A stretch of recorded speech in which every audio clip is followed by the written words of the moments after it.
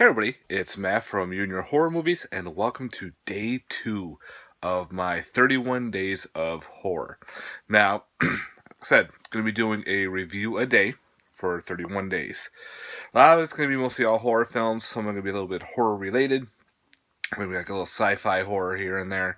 So without further ado, for day 2, I'm bringing you a short film from 2017. So it's a new film, but it's a short film, and that is called Attack of the Cyber Octopuses. Yes, octopuses. I don't think it's octopi or what, but anyway, this is kind of a weird movie. It's about 20 minutes long, so it's kind of like a short little film, but it also comes with a little documentary, which is about another 20 minutes. So pretty much you have almost close to a full hour's worth of enjoyment here. So pretty much it takes place in the year 2079.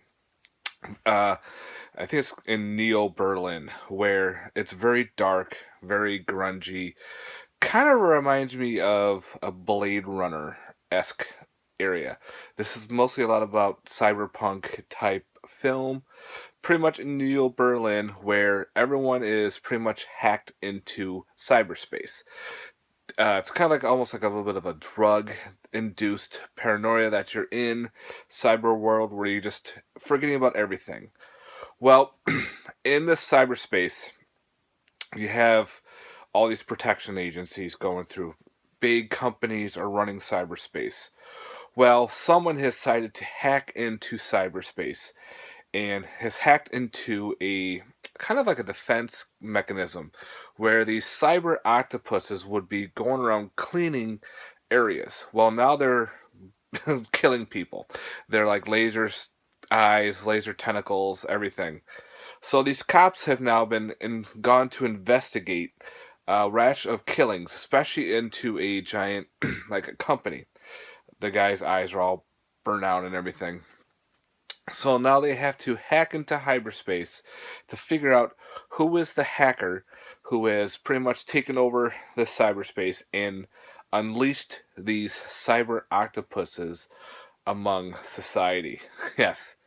Again, if Blade Runner was like a TV show, this could be an awesome episode in it. Again, this has got a very cyberpunk feel to it, so if you're into those type of movies. It's directed by Nicola Pavesen. I'm sorry if I say that name all wrong. He wrote, directed, and did the special effects for this movie. A lot of it's all practical effects. The town that he built, like the city, is all models. Kind of neat how he did it. And they used like 3D printers to make these cyber octopuses. Or, yeah, that's what they are. Anyway, there's a little bit of CGI in it, especially when you're hacked into the cyber world. So I got a little bit of CGI, but the rest is all practical effects. Sorry, I have to switch hands here. So pretty much, these 3 detectives here in the front are now investigating these rash killings. Your main character is this gentleman right here.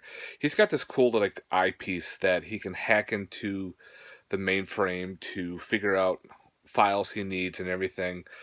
Again, all practical effects minus the one scene where he's hacked in the cyberspace.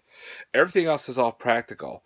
There is a scene where he's sitting at an outside cafe, and this woman she's like a prostitute, but she has a built-in security feature. So if someone wants to attack her, this robot claw comes out of her vagina to say, "Hey, back off." So that was pretty neat. Again, very dark, very grungy setting. It's all rainy, wet. Think of it like I said, Blade Runner. If you know the movie Split Second, how dirty that area is, that's how dirty this facility is. So pretty much, everyone's now worrying about cyberspace. The rest of the world has pretty much gone down the shithole, and so now you have this cool little short film. This is from I forgot exactly where exactly it's shot, but anyway, pretty much say for special features. I keep switching hands here. I'm sorry. So you have a behind the scenes documentary that kind of lasts about 20 minutes or so. So you got a long documentary on this. You got some tutorials, campaign ads, and there's actually music videos to this. If you go on to Facebook, you can look up the movie, probably order through Facebook itself. Um, there's actually areas where you can get 3D models and make your own Cyber Octopuses, which I think is pretty cool. I like to get a hold of one of those. Kind of cool to have in the room. Acting was a really good job. So it's a very short budget, and for a short film, the guy almost didn't make the movie. He had some issues, some funding. They did do a Kickstarter on this. I was not a Kickstarter on it though, but I followed it through Facebook. And then, and sooner or later, he said, I'm putting these out to purchase, especially if you're not a backer. So if you didn't get a chance to back it, you can still buy it. And I was actually really impressed with this movie. Again, for a short film, 20 minutes, it was a fun little, quick little watch. I like that cyberpunk type era. I like Blade Runner, like Split Second. I keep mentioning those movies, but that's what it reminds me of a lot. Out of a possible 10, I would probably give this an 8 out of 10. I wish it was a lot longer. Hopefully someday he makes a full-length movie of it. That would be really awesome if that happened. But right now, if you get it, think of it as like a short TV show. Because it only runs you, again, 20 minutes. But anyway, guys, thank you very much for checking out day 2 of my 31 days of horror. Please put your comments down below. Love to hear your thoughts. And let me know if you've seen this movie or if you're thinking about it. Yeah, definitely check it out, guys. Attack of the Cyber Octopuses. All right. Thanks very much. Have yourself a good night. Peace.